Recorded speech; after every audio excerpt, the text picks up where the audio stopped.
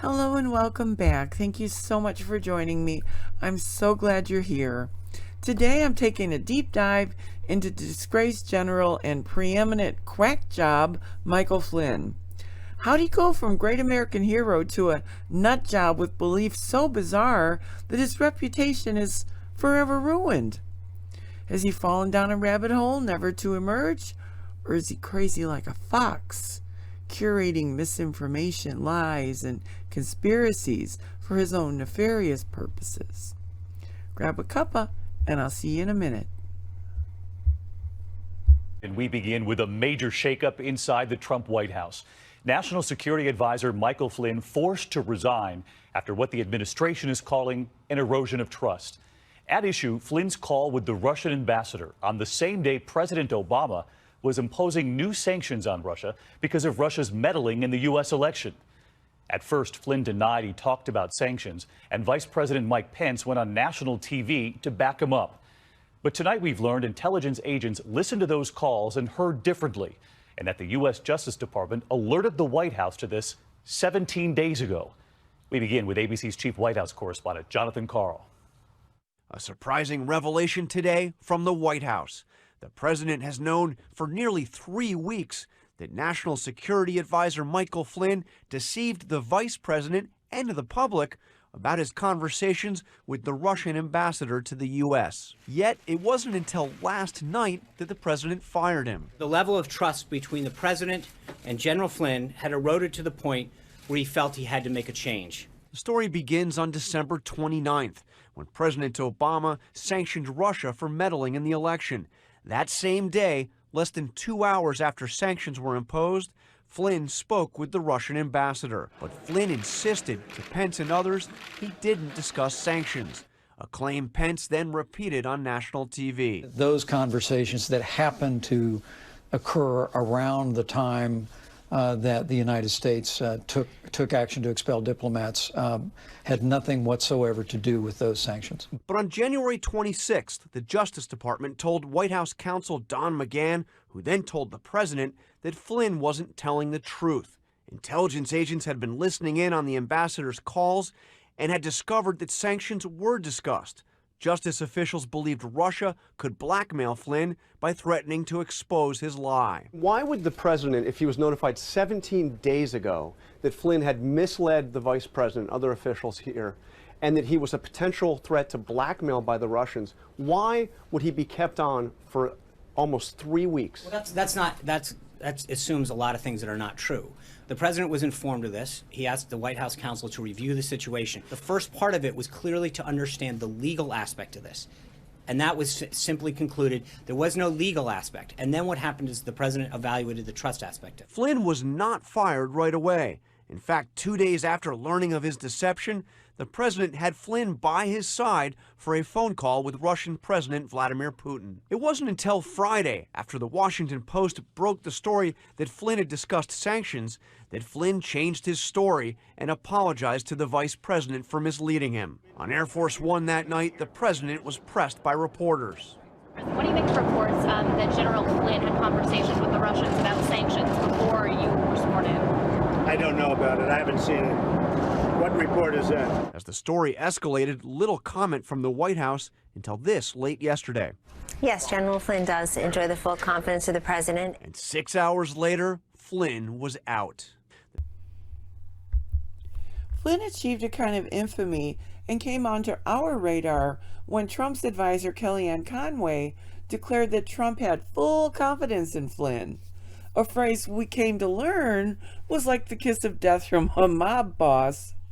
And sure enough, 6 hours later, Flynn had resigned as National Security Advisor, writing that he had given incomplete information of his conversations with Russian diplomat Sergei Kislyak.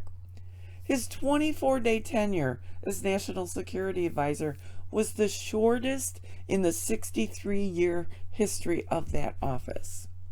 And hello, incomplete information? They asked him if he attempted to manipulate U.S. sanctions against Russia with the Russians and influence on a vote regarding Israel with the Russians. And he said no, when the correct answer was yes. and there's nothing incomplete about that. That's called a lie. Someone get that man a dictionary. But how did he get to that embarrassing and very public juncture? Well, as we know in hindsight, Trump was not very gifted in the art of, well, anything really, but for the sake of expedience, I'll stick to appointing people with expertise, experience, and without disturbing ties to Vladimir Putin to his administration. By the end of his tenure, and the longest and most nerve-wracking 4 years of my life, his turnover rate was something like 90%. It got so bad by the end that I think they were advertising on Craigslist trying to fill positions. If ever an entire administration should have been forced to sit and binge watch every freaking episode of Schoolhouse Rock, it was that one. In some specific areas, like a Washington D.C. or or the city of New York or the city of Boston, where the British held pretty strong reign over those communities, the majority of those populations supported the British. So what we're looking at, to equate that to now, we have of people that would harbor or support or assist in some form or fashion the Washington's militia, the original the original army that we had at that time, and they would harbor, but it was a very small percentage. Most people, Clay, stayed out of it. Oh, General Flynn, honey, no. You're giving me a headache. You were supposed to read your history books, not eat the backs off of them. That's a lovely little historical tidbit. It would be even better if it was, actually true. Washington, D.C. didn't even exist back then. It was nothing more than a swampy bog on the Potomac. Also, most of Boston stayed out of the war. Did you learn that at Trump University? I bet you did. After all, he's the one who famously informed us on July 4th, 2019, that the Continental Army manned the air, it rammed the ramparts, it took over airports, it did everything it had to do. That's the only thing that would explain this embarrassing lapse in historical knowledge.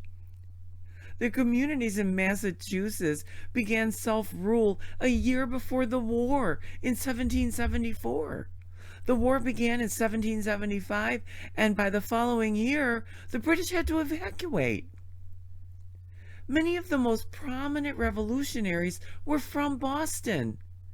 And by the way, the people who supported the British by far were the wealthy elites and the governors. I'd like to lobby that your First Amendment right gets suspended until you learn to stop abusing it, throwing it against the wall, slapping it around. Good God, man. Put a sock in it. Very real and they're very dangerous people. These are people that see a global world order. When we talk about New World Order, and the New World Order phrase has been around a long time, decades. And so they have moved much faster in the last 5 years. And Harari, even from his own words, he talks about the last 5 years in this new fourth industrial revolution that Klaus Schwab describes it as. So these are real people. These are real things. They have an intent to have a new world order. They have an intent to track every single one of us, and they use it under the skin. They use a means by which it's under the skin.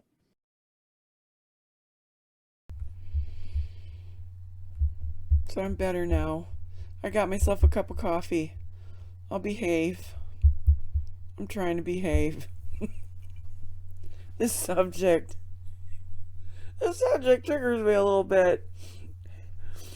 But in February 2016, Flynn became a national security advisor for Trump's 2016 presidential campaign. Without registering as a foreign agent, without acknowledging that he had done and was currently doing paid lobbying work for foreign governments. The Trump transition team during the campaign, which was chaired by Chris Christie, opposed Flynn serving as National Security Advisor or any other high-level position because they viewed him as a loose cannon. And when Obama met with Trump in the Oval Office 2 days after he won the election, he expressed profound concerns about placing Flynn in any sensitive, high-level national security post. Of course, you know, we know that that wasn't a problem for Trump. He was in kind of, I mean, we all thought the same about Trump. But prior to his appointment, media sources, the Washington Post, the AP, they had criticized Flynn's close ties with Russia, his promotion of all those Clinton conspiracy theories and all this other fake news during the campaign. And Flynn, he pled guilty to federal crimes for his activity around this time, which was pardoned by Trump before he could be sentenced. In July 2016, Flynn spoke at a meeting of ACT for America when the 2016 Turkish coup against Turkish President Erdogan was underway. He spoke favorably of the coup participants, saying that Erdogan had been moving away from a secular state and toward an Islamic one, and that participants in the coup wanted Turkey to be and be seen as secular, which was a goal worth clapping for. You to charge the machine gun nest. Maybe I'm just asking you to dig a little bit deeper there, or hold this side of the line, or form up, because we're going to counterattack over here. And that counterattack is we're going to go after school boards. And then those people that then fight them back, we got this problem in Iowa right now. And these are Republicans. It turns out, though, that General Flynn's beliefs are kind of fluid, transactional, can be bought with lots and lots of money. Because when Flynn's consulting company was hired by Innovo BV, a company with links to President Erdogan, and he was paid $500,000 for lobbying work, he changed his tune faster than beans through a cowboy. So he was in favor of the coup until he was paid $500,000, and then he was against it. So against it, in fact, that he started beating the drum of extradition for Erdogan's archenemy, the cleric named Fethullah Gulen, who had lived in the United States since 1999. Flynn alleged in an op-ed on Election Day in The Hill that Gulen headed a vast global network that fit the description of a dangerous sleeper terror network. At the time, Flynn didn't disclose that his consulting firm had received all of that money from a company with ties to the Turkish government. And after his ties were disclosed via the Daily Caller and Politico, the editor of The Hill added a note to the op-ed stating that Flynn had failed to disclose that he had been engaged at the time in consulting work that might have aided the government of Turkey, that his firm had received payments from a company with close ties to the Turkish government, or that the company had reviewed the draft of the op-ed before it was submitted to The Hill for publication. I mean, did they review it, did they help him write it? It's all very squirrely and very weaselly.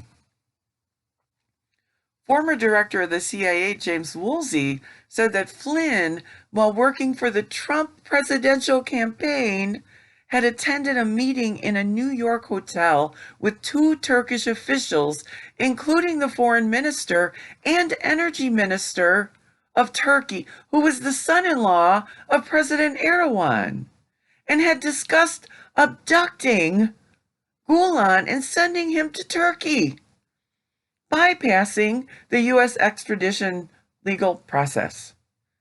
See, here's my thing, my problem with Flynn. He says he loves our country. But our country has laws and rules about many things, including extradition. Turkey had already requested extradition. It had been repeatedly requesting extradition of Gulen, and the United States had denied it. Did Flynn respect that decision? Did he understand that the people who made that decision knew a whole lot more about the matter than he did? That they had intel, had done their own investigations, and that those are what informed their decision to deny extradition. Flynn didn't care. None of that mattered. He starts hatching a plan to abduct an 80-year-old sick guy and take him directly into the den of the lion that wants to torture and kill him, the president of Turkey, because there was $500,000. Flynn's firm was paid more than $500,000 by Innovo, a Netherlands firm owned by a Turkish businessman, Camille Alptekin, for work which included the Gulen problem for Turkey.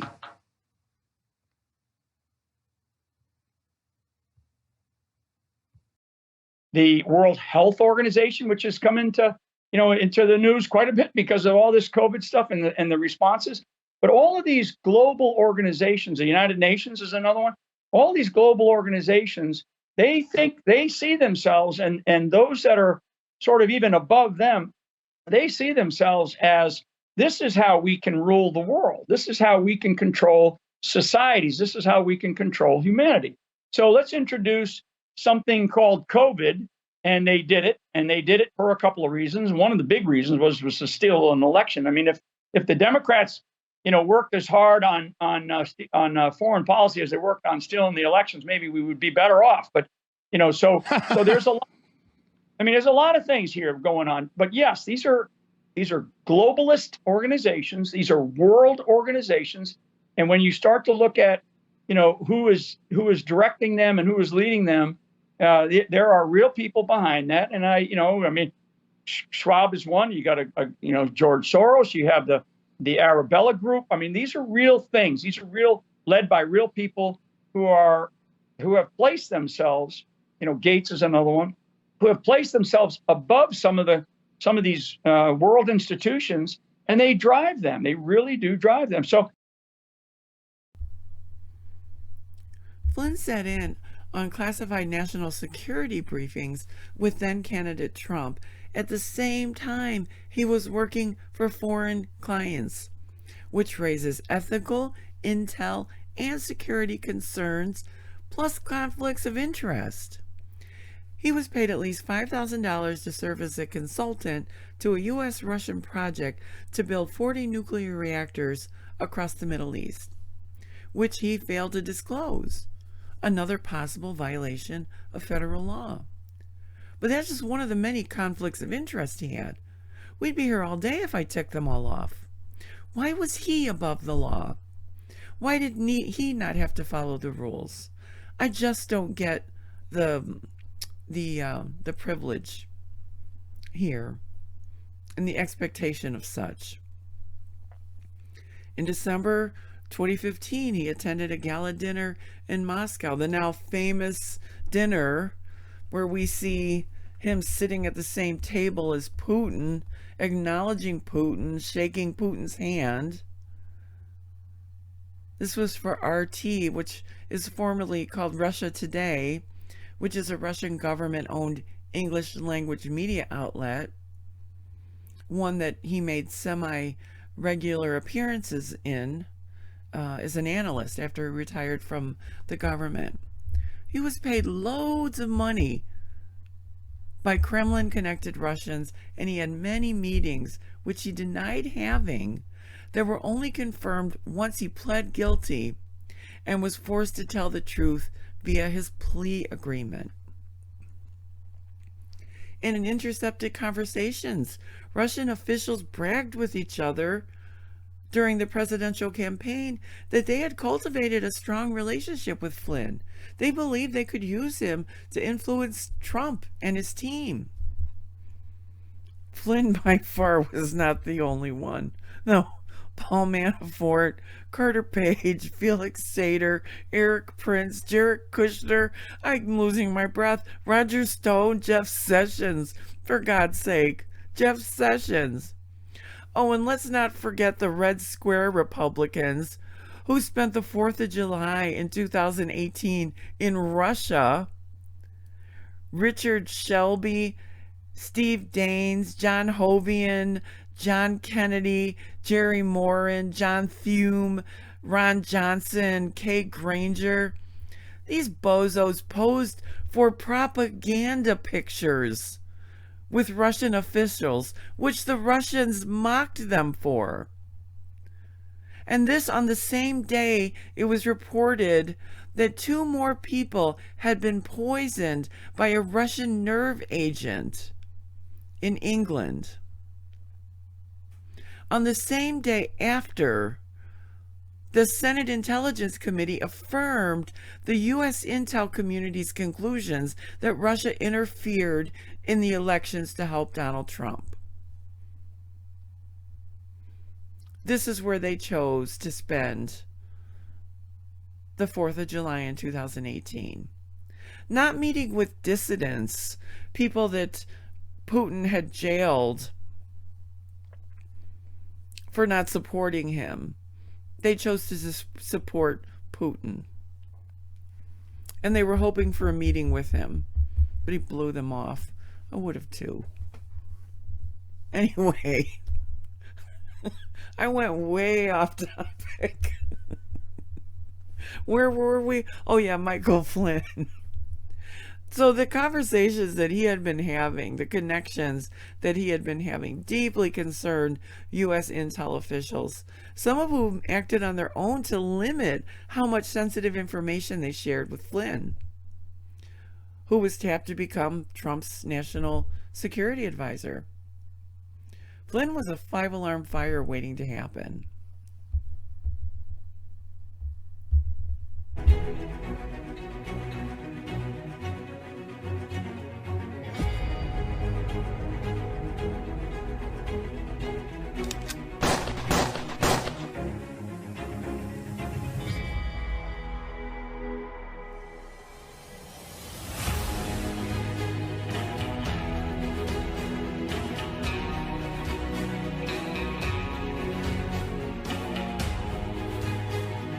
As I see the battlefield unfold in front of me today and into the future. And I know this might be hard to believe, but the general is not the bastion of American and constitutional freedom he would like everyone to think he is. In July of 2020, he pledged an oath to the pro-Trump QAnon conspiracy. And as Trump sought to overturn the results of that election, in which he was defeated, Flynn suggested the president should suspend the Constitution, silence the press, and hold a new election under military authority. During the campaign, Flynn posted links to false articles and conspiracy theories relating to Hillary Clinton all over Twitter, including the Pizzagate conspiracy theory. He earned himself a ban, and then he immediately started throwing a tantrum because Twitter wouldn't let him play his games on their site anymore. In 2016 and beyond, he pushed to transfer nuclear technology from the U.S. to the regime in Saudi Arabia, while at the same time saying that he sees the Muslim faith as one of the root causes of Islamist terrorism. I'm just going to sit here and bask in the irony of that statement, seeing as how the majority of the people at the insurrection and all these Reawaken America events use violent Christian rhetoric and are inciting the overthrow of our entire way of life. They're not inciting war against Muslims, they're inciting war against their own brothers and sisters, us. Flynn has described Islam as a political ideology that definitely hides behind being a religion and has metastasized into a malignant cancer. Oh, again, with the irony, I just can't. I just can't. He appeared at a Stop the Steal rally in Washington, D.C., following the decision by the U.S. Supreme Court not to hear Texas v. Pennsylvania, thereby putting an end to all the ridiculous recount junk. He dismissed the court's decision, saying, "The people decide who'll be president. I'll tell you one more time, because I've been asked, on a scale of 1 to 10, who will be the next president of the United States? And I said, Donald Trump, 10. Okay, Toto, I don't think the math is going to add up to that statement either." He likened the protesters at Stop the Steal events to the biblical soldiers and priests breaching the walls of Jericho in the Battle of Jericho, echoing the rally organizers' call for Jericho marches to overturn the election. Last year, he appeared to say a coup to overtake the Biden administration should happen in the United States. It was during a conference organized by supporters of QAnon. He later said he was being taken out of context. He was speaking at the Forgotten Country Patriot Roundup, which was a conference in Dallas. Radio host Doug Billings opened that session and introduced Flynn alongside Jason Sullivan, former advisor to Trump ally Roger Stone. That was a really interesting tidbit of info for me, because Roger Stone had an advisor. I'd love to have been a fly on the wall during those conversations. "Hey, Roger, I'm advising you on how you should arrange the release of stolen documents from Julian Assange to bolster a Russian psyop meant to manipulate the outcome of the 2016 elections. And yeah, here's how you should obstruct a congressional investigation, make false statements to Congress, and tamper with a witness. Get yourself convicted of federal crimes and go to prison. Work behind the scenes to overturn the 2020 election. And then continue to praise Putin even after he invades Ukraine." Wonder how much that guy got paid. Anyway, during this event, Flynn took a question about the military coup in Myanmar, which happened in February 2021. Following a democratic election, Myanmar's military seized control of the government, claiming that the election was fraudulent. Does that remind you of anything? But a lot of people were killed during that event. A member of the audience spoke into the microphone and said, "I'm a simple Marine. I want to know why what happened in Myanmar can't happen here." And the audience erupted into cheers. Flynn replied, "No reason. I mean, it should happen here. No reason, that's right." And then came the fallout. He wrote the following message on his Telegram account on May 31st. "Let me be very clear. There is no reason whatsoever for any coup in America, and I do not and have not at any time called for any action of that sort." What? Anyway, any reporting of any other belief by me is a bold-faced fabrication based on twisted reporting at a lively panel at a conference of patriotic Americans who love this country just as I do. Bold-faced fabrication? The guy who asked the question certainly doesn't love the country. All the people who cheered sure don't love the country.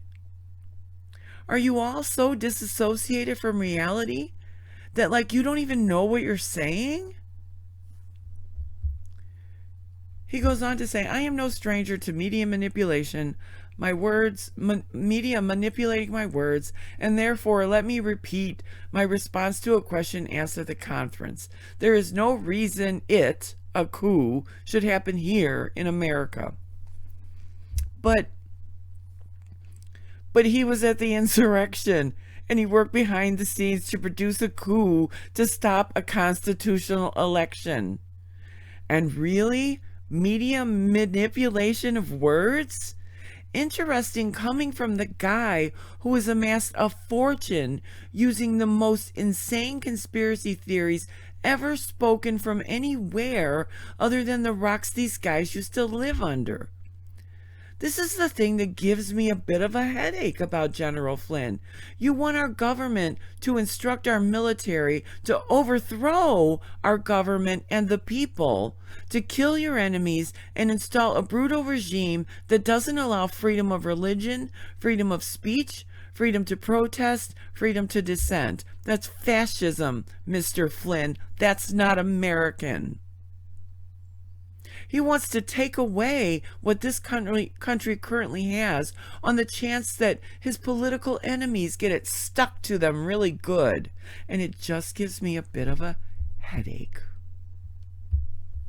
I, Jack Flynn, do solemnly swear. That I will support and defend.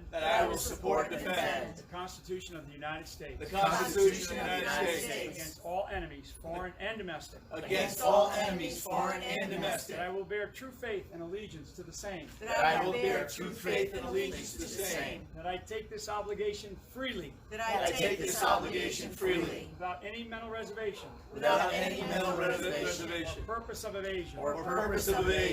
And that I will well and faithfully. Discharge the duties. Of the office on which I am about to enter. So help me God. Where we go one, we go all. God bless America. A year before the first cryptic clue from QAnon began appearing, Flynn told a room full of Trump supporters that the president-elect had been born into office by an army of digital soldiers, a term he actually trademarked that has become a central QAnon rallying cry and a key indicator of the movement's growing turn toward violent extremism and insurrection, and conveniently ensuring that only he can profit from the sale of digital soldiers brand merchandise, which is some of the most popular merch in Q world. And it hints not only at his attempt to capitalize on a marketing and communication strategy that resonates with the Q community, but begs the question of his involvement in the creation and dissemination of Q conspiracies. You know, he's speaking at all these Reawaken America events. That's a cash cow. He's all over social media sharing the most insane conspiracies. He's everywhere I look. But here's my thing. Put this guy in front of a congressional panel questioning his un-American activity, and he clams up like an enforcer for the mob being questioned down at the police station in the middle of the night. Give him a mic and a big wad of money and he'll sing like a freaking canary about the most bizarre, unbelievable conspiracy theories I have ever heard in my life. And Flynn is a smart guy. I do not for 1 minute accept that he actually believes any of the crazy he spouts.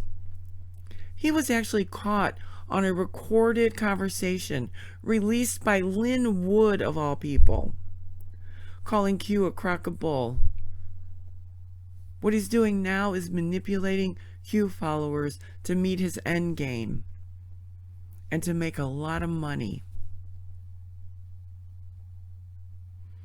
The weirdest thing about that whole thing is, after his comment saying that Q was a crock and that it was created by the liberals, the Q followers didn't even care. They don't even care. They still follow him. They're making him a millionaire. He's leveraged QAnon's viral popularity with the far right to make a fortune. The money-making virtual empire that Flynn and other Trump loyalists have built on the back of the QAnon world is amazing. These conspiracy propagating enterprises reveal how Flynn's background in irregular warfare, signals intelligence, and psychological operations collided with this strange underworld of hackers and conspiracy and far-right extremism.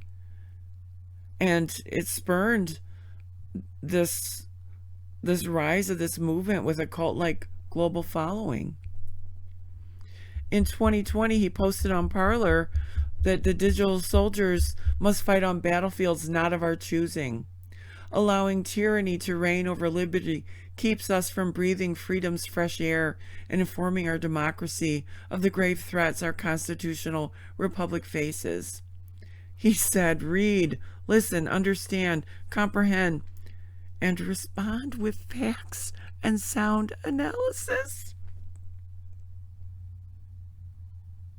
About Pizzagate, about the ivermectin, about the adrenochroming, sound analysis. Anyway, he said this is how digital soldiers fight back. What the hell is he talking about? There are no facts. There's no sound analysis. Sound analysis for the notion that Monsters, Inc. is a real-life covert program to extract adrenaline from children? When you can buy adrenaline in the vitamin aisle at Walmart? And what tyranny? What grave threats? Flynn and this crazy Q crowd say whatever they want, whenever they want, clearly. They have seditious gatherings all over the country with this Reawaken tour. His movement is the grave threat to our democracy, but he has not been stopped from doing it. He's free from all of those things.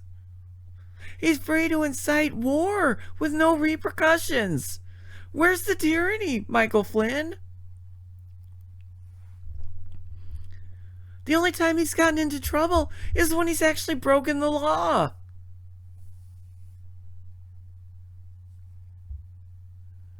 I mean, does he hold a grudge because he's questioned when he believes that he lives in a rarefied world with people like Trump where everyone should be above the law? Flynn is just tired of this grand experiment. Why? Because he got screwed over in the military. He got screwed over by the government. So what happened to this decorated American hero?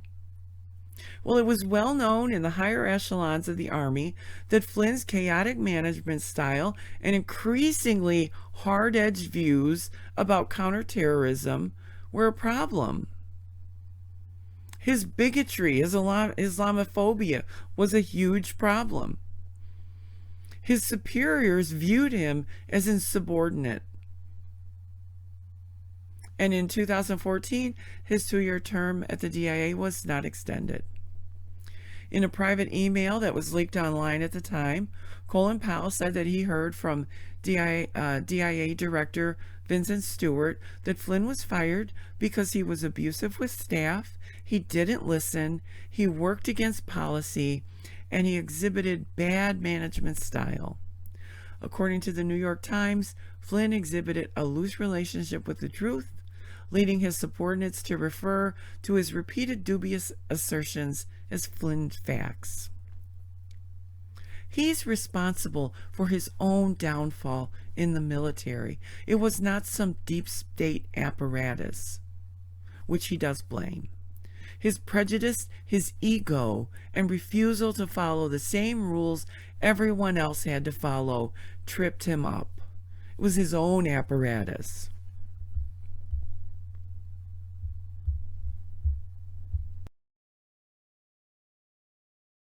Spun out of your digital soldiers. I'm tired of these QAnon people attacking me. Maybe, I don't know that. But you know some of them. I think it's a disinformation campaign. I think it's a disinformation campaign that the CIA created. That's what I believe. Now, I don't know that for a fact, but that's what I think it is. I think it's a disinformation campaign. It's actually a very interesting article today out that was sent to me. I'll send it to you. about how the QAnon movement has failed and all that. But I find it total nonsense, and I think it's a disinformation campaign created by the left, and the types of people that can create something like that are the kinds of people that we train for certain with certain skills in the CIA. I'm aware that the CIA doesn't. I wouldn't be surprised if that's what it was. The United States of America. Talking about the United States of America, because when Matthew mentioned it in the Bible, he wasn't talking about the physical ground that he was on. He was talking about something in the distance. So if we are going to have one nation under God, which we must, we have to have one religion, one nation under God and one religion under God, right? All of us together, working together. So I want to go back for a minute to more fully understand what this Jericho March Flynn referred to and the Q world refers to. The Jericho March is the activity du jour of the Q community and first came to public view at the January 6th insurrection. It's a biblical event cherry-picked out of context and used by conspiracy theorists. It's picked out of context, and they only talk about the first part of what a Jericho march really is, marching around a city. But the biblical story of the Israelite army ritually marching around the walled city of Jericho, blowing the shofar and watching as God demolished the city's defenses so the Israelites could conquer it. The people shouted and they blew the trumpet, and when the people heard the trumpet sound, they raised a great cry and the wall fell. And that's where people like Flynn stop. But the full story in the Bible is that the people then ascended into the city, one man after another, and they captured the city. They put to the sword all that were in the city, from man to woman, from young to old, to ox to sheep and donkey. That's the part of Joshua that Flynn won't say out loud what he really wants. That's what Flynn wants, even though he knows damn well that there is no satanic democratic cabal, no injecting something under the skin to begin the new world order. No harvesting of adrenaline. He's manipulating these people with fear, and they're letting him do it. This is what he excelled at in the military. He's trained to do this, and they're just falling for it. Like chumps. And all these so-called Christians stumbling around trying to convince each other that they've had visions about Donald Trump from God, and that Donald's going to stick it to the Dems. Honey, that ain't God talking.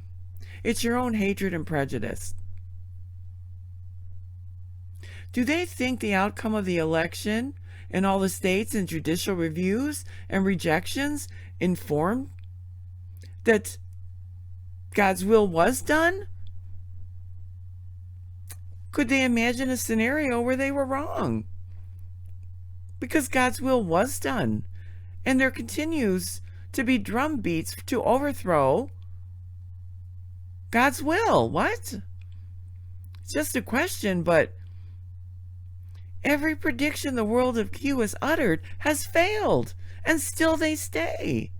It's like an addiction to gambling. For God's sakes, cash out what's left of your chips and go home, people. Because all these manipulated, indoctrinated, brainwashed people running around blowing shofars and feigning the need for freedoms they already have don't know the truth of the Bible verses that are propelling them toward terrorism. But you can be sure the puppet masters inciting them do. This selective, interpretive strategy of cherry-picking Bible verses is a cultivated one, people. Have no doubt in your minds. All kinds of quoted Bible verses are floating around. Pay close attention. None of them pay heed to the life and teachings of Jesus Christ. This is not Christianity. The Bible has become nothing more than the justification for hatred and prejudice in these people's hearts. They have recreated God in their own image, in their Q image. People like Flynn, especially him, who's trained in military psyops, expert in manipulating and controlling the masses. All these right-wing pseudo-Christian Q are calling for the spilling of blood in defense of a political cause for which they do not care if any factual justification exists. Please think of me as Kareem Abdul-Jabbar in the stand carrying the big sign around, but mine says, "Wake up, people, before it's too late." Don't allow yourself to be so easily swayed from this beautiful and perfect country we're blessed to live in. We are blessed. If people like Flynn get what they want, a fascist theocracy, there won't be any room for any of you Q people. And none of the freedoms you currently enjoy. You're allowing yourself to be used as pawns.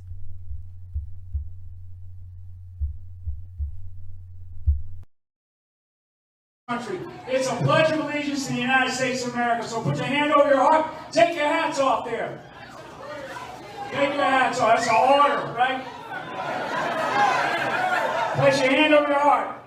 I pledge of allegiance to the flag of the United States of America, individual, which stands one nation, under God, indivisible, with liberty and justice for all. God bless you. Wow.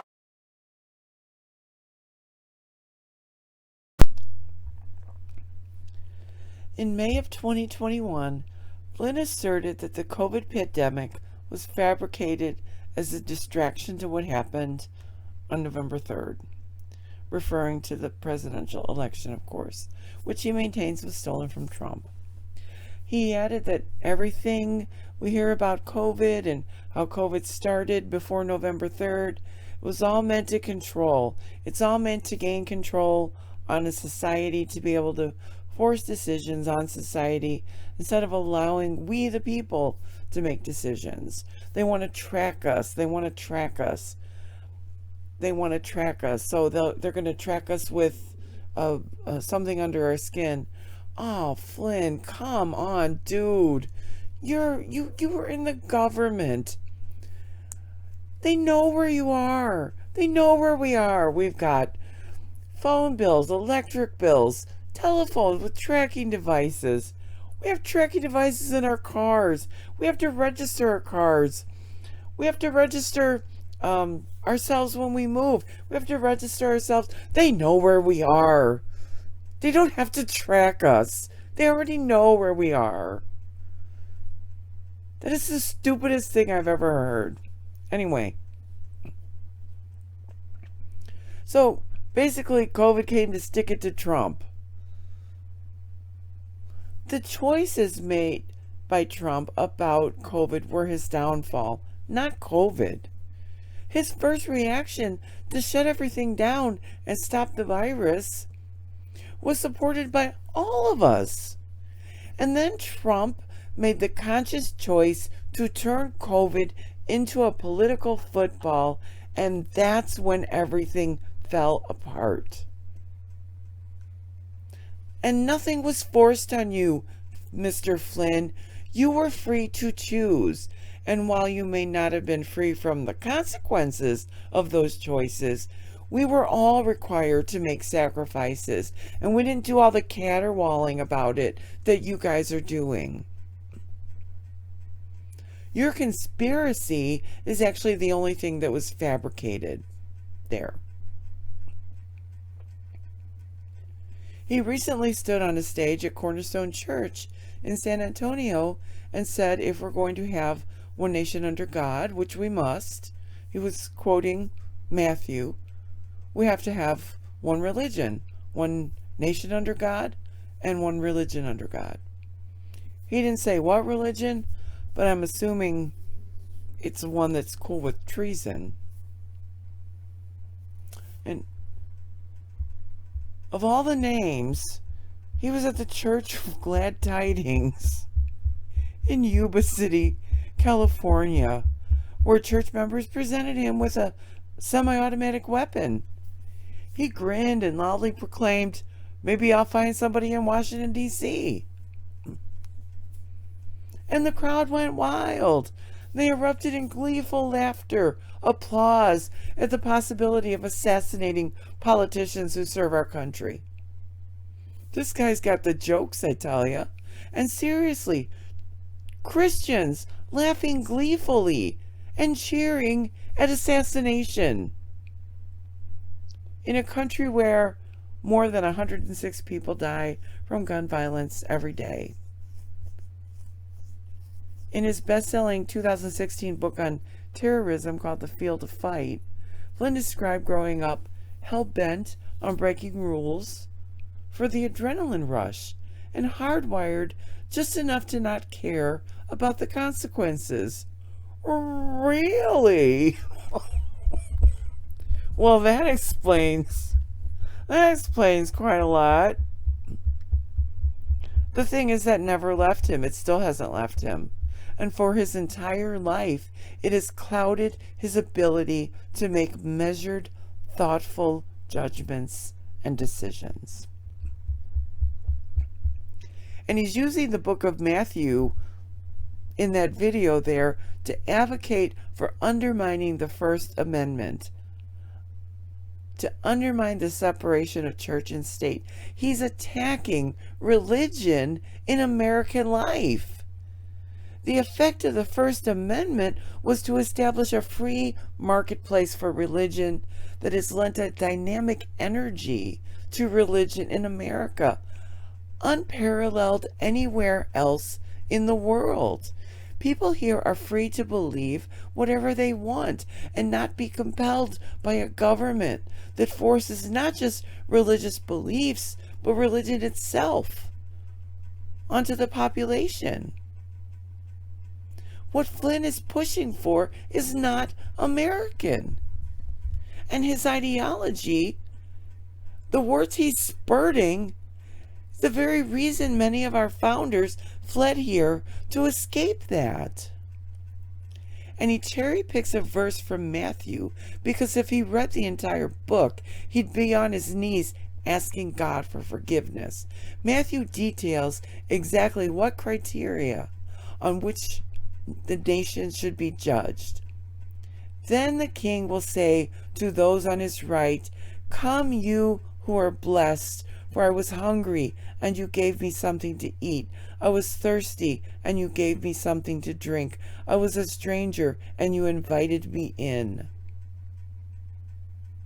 But being a good Samaritan, kind and loving and giving to your neighbors, to strangers, to the elderly, to the sick, to children, to the stranger, that's not what power is about.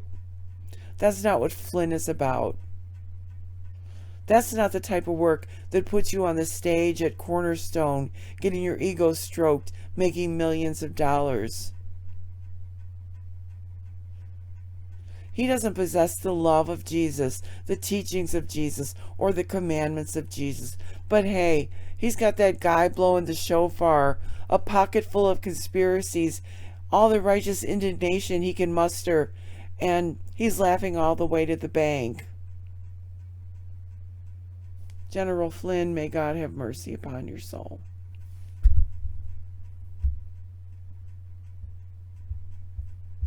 Truly. Flynn achieved infamy and came on our radar when Trump's quote-unquote advisor, Kellyanne Conway, declared that Trump had full confidence in Flynn. A phrase we came to learn was like the kiss of death from a mob boss, and sure enough, 6 hours later, Flynn was out of there. He resigned as National Security Advisor, writing that he had given incomplete information of his conversations with Russian diplomat Sergei Kislyak. His 24-day tenure as National Security Advisor was the shortest in the 63-year history of that office. Incomplete information? They asked him if he attempted to manipulate sanctions against Russia with the Russians, influence a vote regarding Israel with the Russians, He said no. The correct answer was yes. Someone needs to give the good general a dictionary. There's nothing incomplete about that. That's called a lie. But how did he get to this embarrassing and very public juncture? Well, as we all know in hindsight, Trump was not very gifted in the art of, well, anything really, but for the sake of expedience, I'll stick to appointing people with experience and expertise and without disturbing ties to Vladimir Putin to his A-team. I'm doing air quotes, administration. I'm not going to be able to get through this. By the end of his tenure, and the longest and most nerve-wracking 4 years of my entire life, his turnover rate was something like 90%. It got so bad by the end that I think they were advertising on Craigslist, trying to fill positions. If ever, an entire administration should have been forced to sit and binge watch every friggin' episode of Schoolhouse Rock. It was that one.